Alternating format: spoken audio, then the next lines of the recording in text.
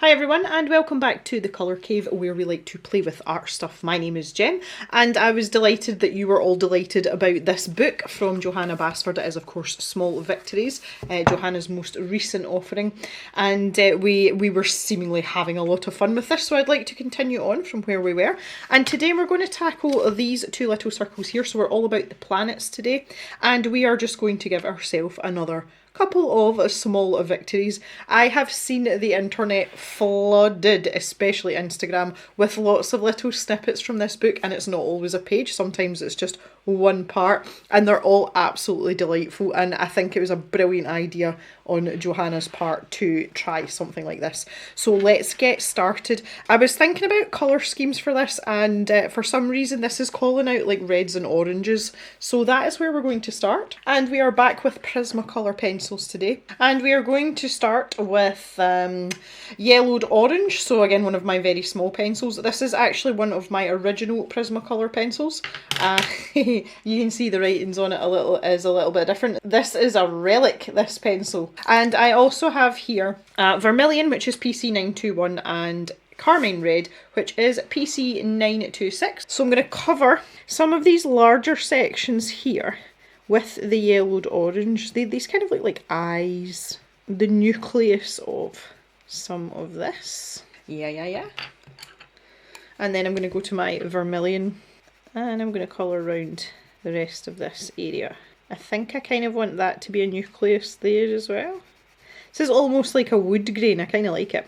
So let's go with that. So yeah, what can I say? We're into November, and I am one of those annoying people that has already got most of my Christmas shopping organised. I know it'll be a little bit early for some of you, but I am on the ball. I am mostly done. Okay, so now I've got my darkest colour, so I've got this carmine colour, and I'm going to work section by section, and I really just want to get a nice blend of these colours. So I'm just going to take my time on this little part here. Jump between the red and the vermilion, or should I say the red and the carmine, or the vermilion and the carmine, and do a little bit of work with this here. And then start to head into that section to create an orange colour. So obviously we're a vermilion, this is kind of like a reddish orange, but to make it more orangey, kind of get like lava vibes from this maybe. And then I can head back to my yellowed orange, and we can blend some of this out here. So I'd maybe like to get a little bit of separation in between some of these. So I'm going to pick a darker red again, and I'm going to go with Crimson Lake, which is PC25. And I'm going to pop a layer of that down just in this one line here. Oh, that's such a gorgeous colour as well. And then I can go back to my vermilion and carmine in here. So we were talking about the whole Secret Santa situation for me, and for those of you that missed the last video when I was talking about this, we are having Christmas with Mr. Jem's family on Christmas Day this year, and as I've explained many times before, there's about 1 million of them. It is quite a spectacle when the full family gets together. So rather than having this sort of great debacle with gifts, we've decided to do a Secret Santa. So the gift amount is high. Well, I think it's high. And it's just so that, you know, people are maybe getting a couple of things or they don't know what they're getting. So we had to put up a list. We have like a communal group chat on WhatsApp, and we had to put up things that we would like so that our Secret Santa can go and buy them. And I was really struggling to come up with things because generally if there's something I see that I like, I tend to just buy it for myself, and the things that I really want that I haven't bought myself is because they're outrageously expensive. So this was posing a bit of a conundrum for me, so I had to sit down and have a really good think about things because I was getting moaned at by the rest of the family. They're like, come on, Jem. So I have actually come up with a decent Secret Santa list, which I'm quite proud of because I was really struggling. And I did go with the voucher idea. I went with the Steam voucher. So Steam is for a place that you can buy your PC games. And with good reason, because I am hoping to purchase myself a Steam Deck, hopefully in the Black Friday sales when they come round. Try and get a little bit of discount. Steam Deck is basically a handheld console device that allows you to play PC games, kind of in the format of a Nintendo Switch. And that really appeals to me because I love my PC gaming, but if I want to play PC games, I have to sit in the cave. And if I've been in the cave for 12 hours a day, when I'm finished work and I'm trying to relax, I don't really want to stay in here. I would rather go and sit in my lounge or wherever. And I'm missing out on a lot of gaming, and I have favoured my Nintendo Switch because of it. So I decided that I think that would be nice to do. So I thought, well, I can ask for Steam vouchers so that when I get my nice shiny new Steam Deck, then I've got something to play.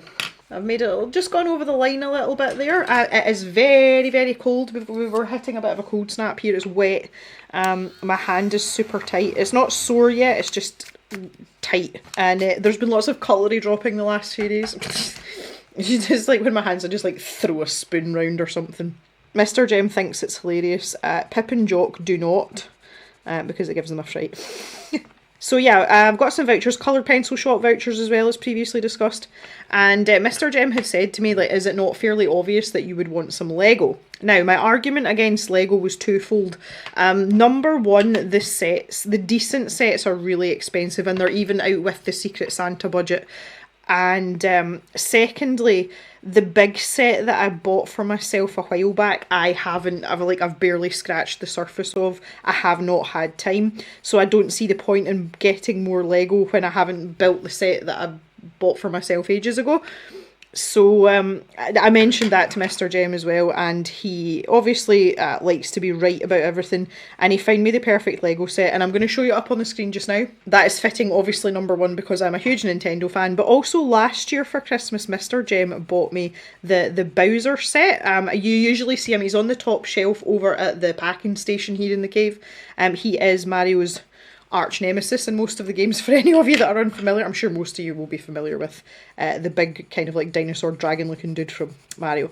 And so Mr. Jem's like, yeah, you can have that, it's within the budget. So that was me told.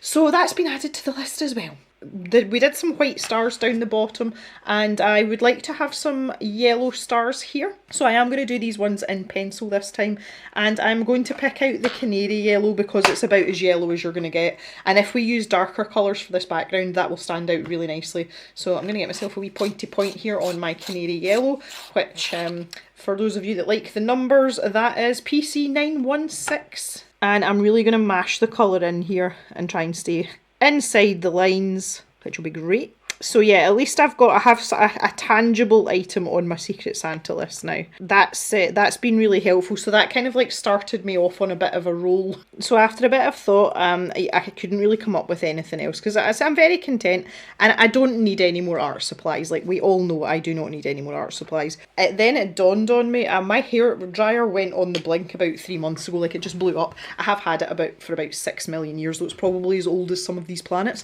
I've been using the hairdryer that belongs in our guest bedroom. So yeah, I was like, right, okay, let's see if someone will buy me a hairdryer for Christmas. And again, having an absolute colossal amount of hair, that would be a great gift for me.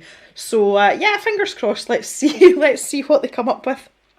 I wouldn't be upset if they didn't buy me the hairdryer. I'll just buy myself a hairdryer. But obviously I don't know who's gifting things to me, so it's all going to be a bit of a mystery. Okay, to make this a little bit more interesting, I am going to go a really dark reddish colour, and that is going to be mahogany red, which is PC 1029, and I also have my trusty indigo blue, which is PC 901. We're going to create some shadow here. So with the mahogany pencil, I am going to start myself a little semicircle here, and I'm going all the way over the top of everything that I've coloured already, all the way over. Just build that up a little bit. So we've got a little bit of shadow there. And I'm going to do the same down here, so I'm deliberately avoiding this lighter area just so that it gets to pop a little bit. And then if I take my yellowed orange again, I can just blend that out. And then I can take my indigo pencil and just give that a really dark part around the edge. So I'm just following the edge of the line work there. I don't want to take that in too far, because what you end up with is something that looks really muddy. So we'll just keep that there as it is, and that's just giving us a tiny bit of shadow. And while I've got this mahogany pencil out, I'm going to sharpen it to a really pointy point too. And round these lightest areas, I'm just going to give us a little bit of an outline, and it's just to give it like a little bit of texture so that this looks a little bit more raised maybe. Maybe these lightest parts are peaks. on this this little planet. I nearly said this little island. I suppose it's kind of an island in its own universe type space way. So yeah, that's the Secret Santa stuff has been decided, and I'm just going to leave it at that. I am 100% confident that the person I have for Secret Santa will not be watching this video. I have my brother-in-law, so this is Mr. Jem's oldest sibling's husband.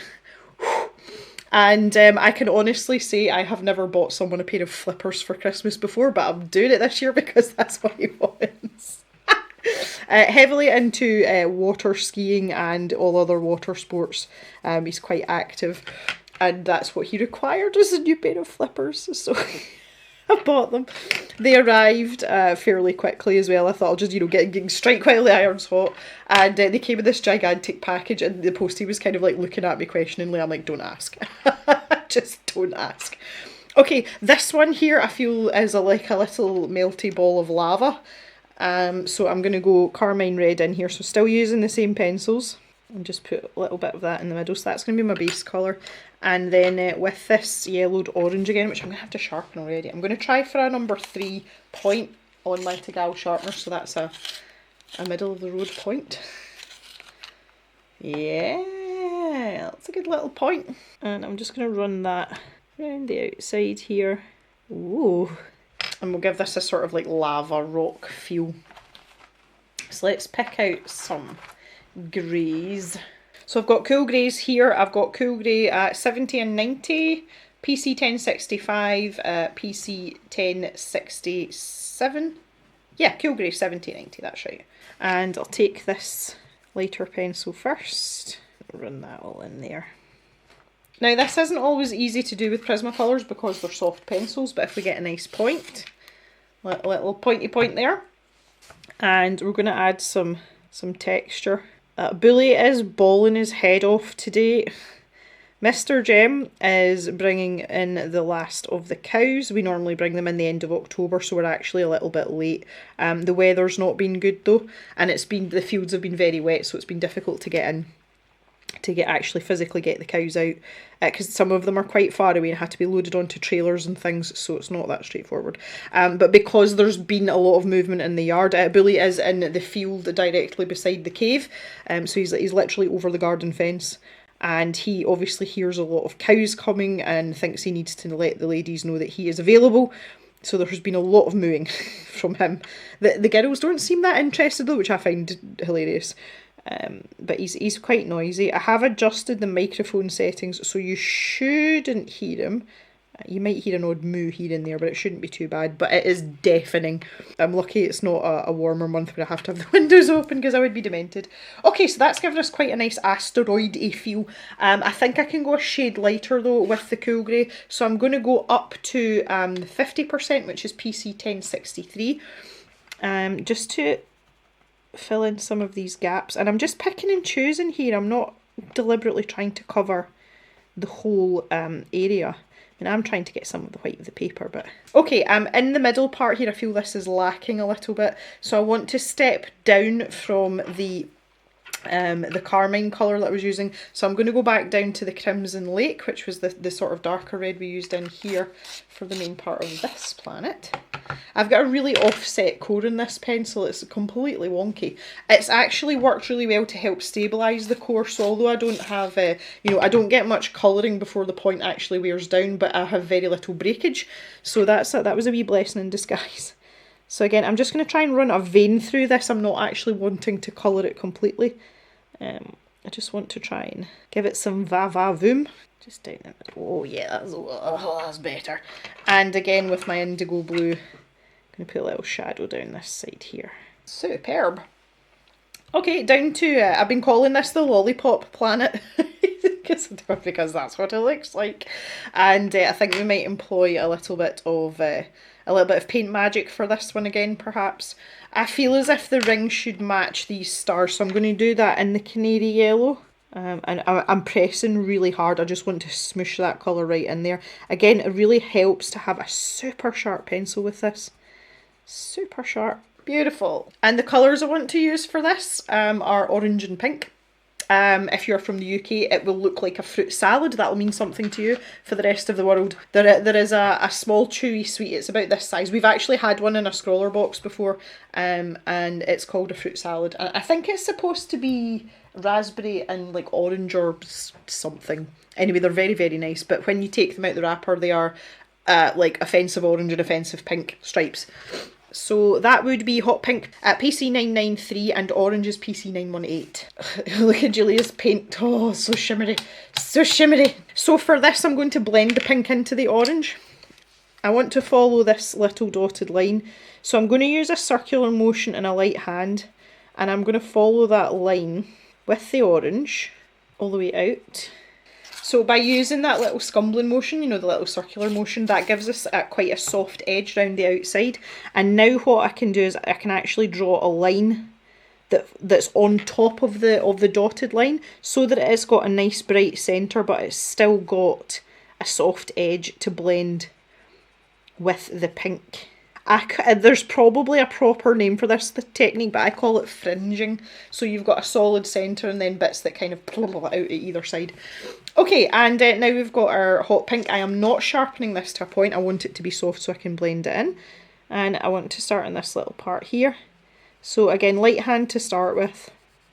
Just get that colour in. Oh, Billy's at it again. He has been a little bit quieter because he's got a friend in the paddock next to him now. Again, when we brought the cows in, we obviously had to bring the bulls in too. So he's got a neighbour over the fence and they haven't been fighting. They kind of had a moo at each other for the first day or so and, you know, did some showboating. But they've kind of settled down and they obviously socialise, because sometimes when you look out, they're standing right beside each other, like on either side of the fence, and they're just like kind of looking at each other. So they must feel the need for the companionship. Obviously they are herd animals, so they favour being in groups. So I don't think there's any bravado going on now. I think that's they're past that. I think they've sorted themselves out. But it's nice that they didn't fight or try to fight, because that's quite common. It just depends on the bulls. But obviously the black bull now is getting really tame because I go out and talk to him and feed him every day, and I'm working away very slowly with him to make him super friendly. So that may have something to do with it. Okay, so that's looking quite nice.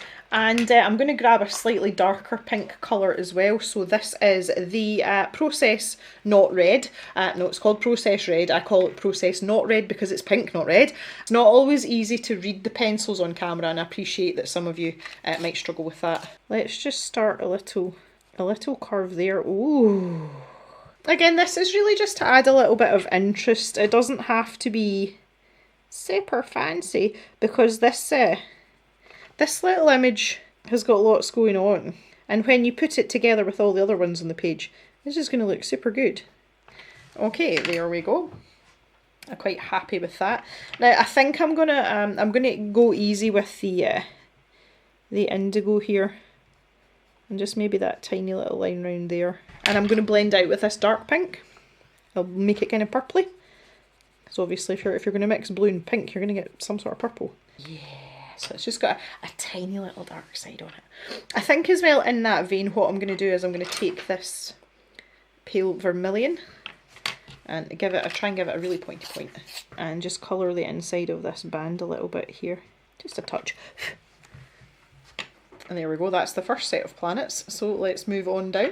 Okay, so in this little circle here we have some very interesting looking planets also. So I think I want to go sort of purpley colours, because if we go purpley pinky, that kind of links our purple down here and with our pink here.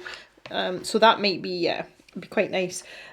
I will veer towards purple a little bit more, but I'm going to start off with the not processed red that we had used up here, and I'm going to use it on this middle planet.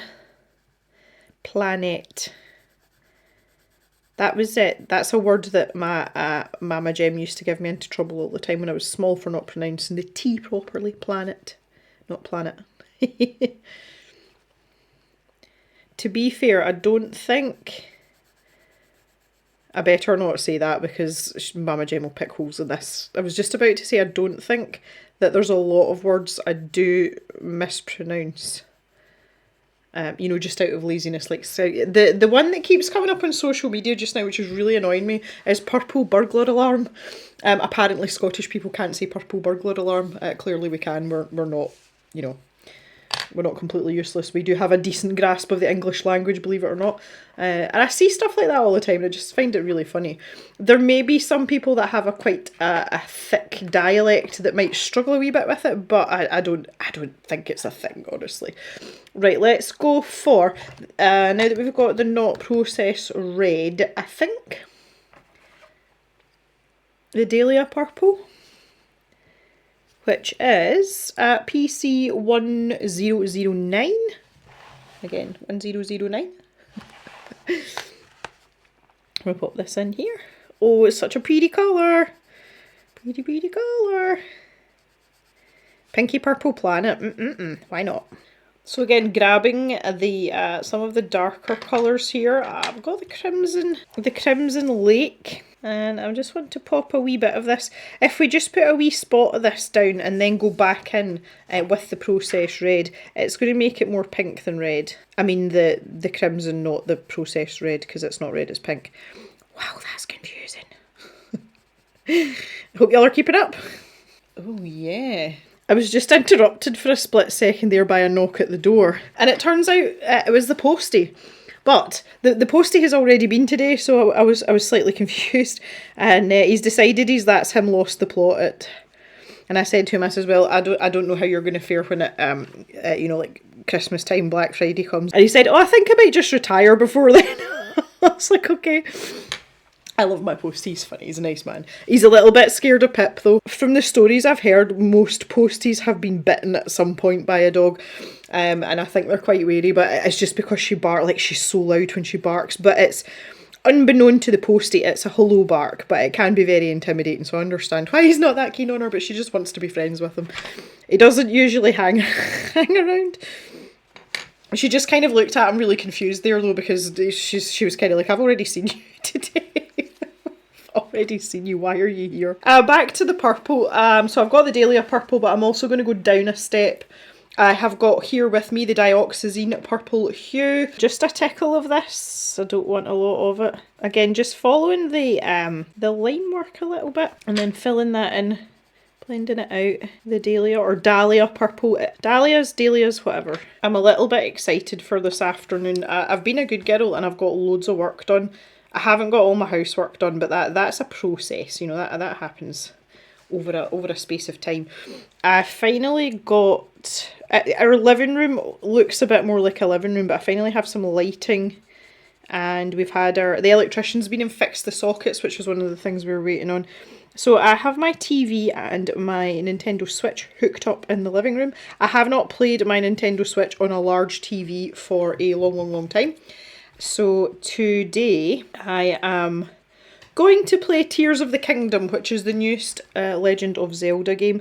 I did start it way back before we moved, and I've kind of forgotten everything about it, and I didn't play that long. It was only a couple of hours I had in it, so I'm just going to start it from the beginning. I think it would be better to start a fresh start again. As we come into the sort of winter months now, it's darker outside for longer, and the weather's just generally pants. I tend to play more video games, so I'm kind of like gearing myself up for that. Okay, back to my indigo blue for some shadow here. I'm going to go quite hard with the shadow on this planet. It's going to be dark, so I'm kind of looking forward to that this afternoon. It's going to be my first proper chill session in my living room. Starting to get all civilised and stuff here. Oh goodness me, imagine that. Okay, for this little planet up here, it's got some squiggly zigglies going on. I think for the stars here, I want to go probably silver. I'm going to do that with Julia's paint, so I'm going to make these little squiggles on the planet silver as well. And so for this planet, we're going to go hard pink. So I'm just using the pinks that I used, the pinks that I had used before. I'm starting with this hot pink. That was kind of like the oh hoo hoo marker moment there, except with words that were supposed to go together and didn't. Okay, so process red now, and I'm going to outline the zigzaggy bits. So it was quite interesting reading through your comments under the last video, and there was quite a few of you that said about the paper in these books, and I did mention it that It is a bit sort of hydrophobic. And someone had actually said that they don't buy Johanna's books because they don't like the paper. And people were saying as well, there's been a lot of print errors with this book.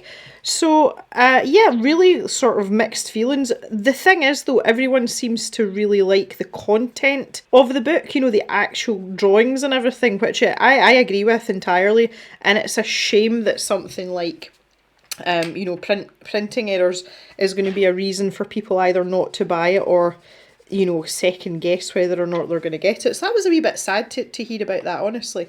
Right, if we go down the bottom now, this big planet here, I want to be sort of a really dark purpley bluey type colour. So we've got here the violet, which is PC932, yet another short pencil. And I'm going to team that up with the dioxazine purple hue that we used earlier, which was PC132. And also my trusty indigo, which was 901. So I'm actually going to put a layer of indigo over everything. This is a very light layer though. And this is the thing about the Prismacolor indigo pencil. It is a very bluey indigo colour, whereas some of the other pencil sets, the indigo is more of a dark greyish blue. This is definitely leaning more towards blue than grey, and we can use that to our advantage, obviously, especially when we're... Oh, what was that? Especially when we're blending it with other colours. So we'll blend it with something out there. So let's take the violet first. The vibrant violet. And I'm just going to pick out a few stripes here. And maybe this one here. And I'm going to blend the indigo in the middle out to the purple around the outside. So see there, we've got that nice sort of bluey colour. And then I've got my dioxazine here, which I'm going to pick up on one side. And then down this side I'm going to use the blue. And for this last planet down here, I'm going to do a little bit of blending with a colourless blender. So this is indeed the Prismacolor colourless blender that we talked about last time as well. And it actually doesn't fit in the Tegal sharpener anymore, it disappears in there, so we're going to have to grab an alternative sharpener. Look at that bad boy. I really don't have...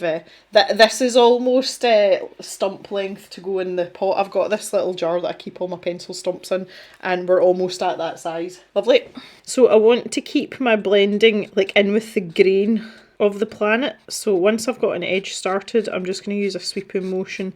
So if there's any parts that aren't completely smooth, it can be seen. So you can see I'm skipping a section here and there. And again, that's just to give us a bit of texture to split up, because I've used quite dark colours there. And there we are.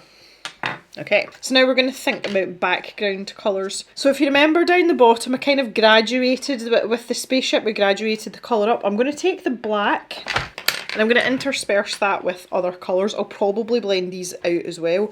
So down here where we're going to have this, the silver stars, I want to keep that quite dark so that the silver pops out. So I'm going to go for a really dark warm grey. I'm going to go for the 70% warm grey, because this is quite sort of, I feel like this is quite an understated area. So just going to go a section at a time here. Get this round, so I'll stop at this star just now. It's a good place to stop. And I've got my black pencil. Just going to make a nice little edge for that there. So I kind of want this to give the feeling that the silver stars are actually lighting up the sky a little bit here. So it's still going to be dark, it's just not going to be really, really black. There we go. I find it easy just to work around the outside and, you know, like work my way into the centre as I go round. I don't know why, that's just the way that it is. And I like to go like a little bit either side and then join them up in the middle. Is that just me? If anyone else does that with round things, please let me know in the comments, because I don't know whether that's a thing or whether that's just me being me. But I find it easier to join two parts together at an apex rather than going from left to right or right to left. So when I'm putting this black down, I'm referencing the other side. So I'm actively looking over to see how far out that I've brought the black colour, just to try and keep it as even as possible. And again, this is another advantage. In fact, I've probably just answered my own question as to why I do this, because it gives me a point of reference. So there you go. If you don't do it, there's a reason to do it, and it's not because you're being kooky or weird. Yeah, so really interested in the comments about the paper. I am not entirely sure that I like this paper. I think this is the same paper or very similar paper that was in Rooms of Wonder. and I struggled on that paper quite a lot. If I was using Prismacolors, I really had to use a colourless blender to make me like it, and a colourless blender is not something that I would normally employ, and yet here I am in another Johanna Basford book, and guess what I've been using? Yep, that's right. So the jury's out, but I would like to explore it with, you know, with other sets of pencils as well. I see there's arguments for this as well, because one of the things that I had mentioned was the fact that, you know, the paper doesn't take water very well to begin with. This book isn't really designed for that. I mean, well, most colouring books aren't really designed for it, but, you know, this is supposed to be like a little pocket colouring book that you can just kind of like dip in and out of. I don't think when the paper choices were made that they had that kind of thing in mind, but it's always something that I kind of feel a little bit sad about, because I like to chuck things that aren't pencils. Not inanimate objects in general, just to colouring supplies. At the paper, you know, I do like to add little bits in. I'm a great one for a little metallic embellishment. That's one of my favourites. So, you know, there's something to be said for that. So, although I'm sad that quite a few of you mentioned the paper, I'm not entirely surprised, honestly, because see, I felt the same with Rooms of Wonder, and I don't know what's happened with the paper choices, because I found the paper in Johanna's older books very, very nice, and you could use almost any pencil on it and you got more or less the same outcome. You know, it was very consistent paper with all the other pencils.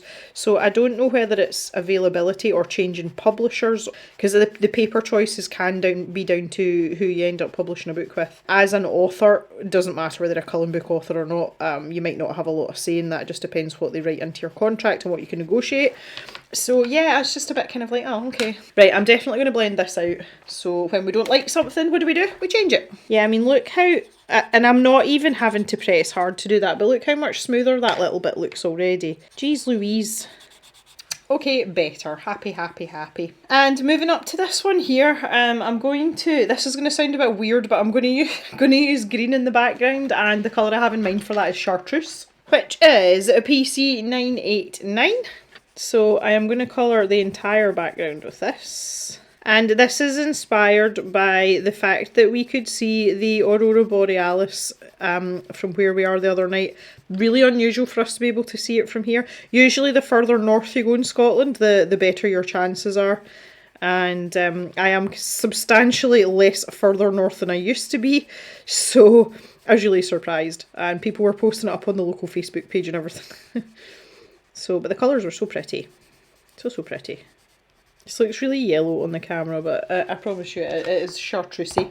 Although it still doesn't look bad like that either. I've kind of lost my my stars though, if you look at it through these eyes. So again, I'm just going to grab the black. And I'm thinking more about making a border here rather than, you know, the process of blending. We will be blending it, but I'm going to grab a darker green here, and this is Lime Peel, which is PC 1005. And I'm going to kind of use that as an overlap colour between the black and the chartreuse, just to ease that transition a little bit. There we go. See, that's blending that out nicely.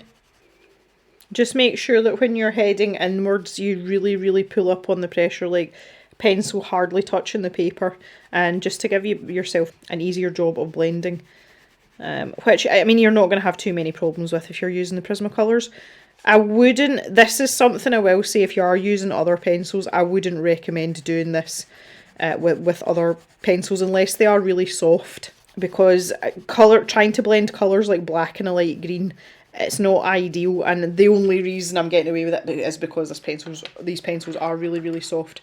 So not for the faint-hearted, I would say. My other option with stuff like that is always test it out somewhere else first. So if you've never done something like this before, you know, using these sort of colours, or maybe it's just a new set of pencils and you're not sure whether they'll be able to take it or not, the good thing to do is just to try it out on a scrap of paper before you go ruining your mini masterpieces in here. I'm actually really happy with my little asteroid planet there. Like, that's cheered me up for some weird reason today. Very strange. Very, very strange indeed. Get this last little section done here. Trying to avoid my stars. I don't want to have to do a repair job on my stars. I like them just as they are. Okay, so I'm going to do similar to what I did down here, and just put a little broken line frame around these. Do a bit of turning around here.